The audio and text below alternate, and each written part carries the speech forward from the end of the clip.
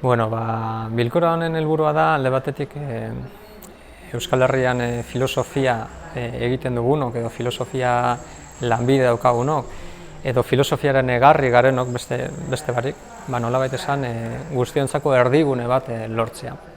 Eta erdigune hori UEUk ematen digun plazaren barruan, Euskal Herri osoari begira eta Euskal Herriari ekarpen intelektuala edo unibertsitate mailako ekarpenetik egiteko asmoa.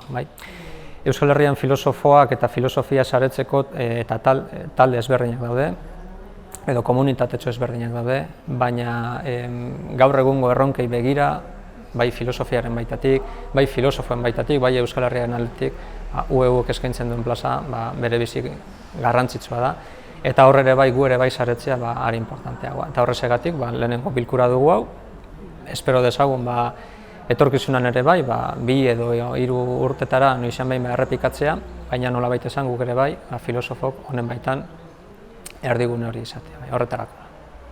Filosofia gaur egun dauzka erronka asko, behar bada lehen bizikoa izan daiteke herri mailan, esan dezagun soziologikoki garrantzitsua izatea. Askotan filosofia ikasten dugunok oso biratuta gaude unibertsitate mundura edo bigarren hezkuntza mundura edo behar balda kultur mundura, kultura erakundetara, kultura teknikari izatera. Orduan, lehenengo eta behin filosofiak badauka bere erronka esku altza eta plazan ere bai, oholtzan ere bai, bere tokitxoa izateko.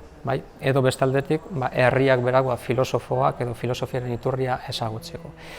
Eta gero hortik abiatuta, asko izan daitezke gaiak edo erronkak. Irakaskuntzaren baitan batzuk, unibertsitatean beste batzuk, herrian bertan beste batzuk, baina batez ere erronka nagusi izan daiteke hori.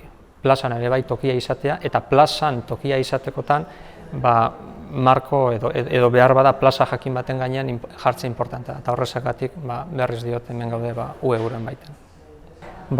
Helburu nagusia gaur abiapuntua beste barik elkartzea da, elkar ezagutzea da, eta nolabait esan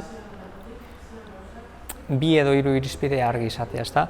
Garrantzitsua elkar ezagutzea, garrantzitsua aurpegiak eta izenak eta behar bada helbideak ere bai jartzea, jakiteko norengana jo, noiz.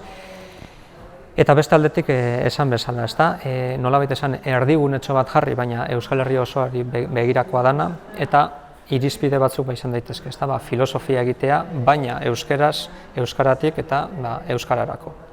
Orduan, hori guzti hori kontuan hartuta, helburu daukagu noizean behin, 2 urterik behin, 3 urterik behin, baina bitartean ere bai, hainbat urrats eman da, elkarrekin jarraitzea eta komunitatetik herria eraikitzea.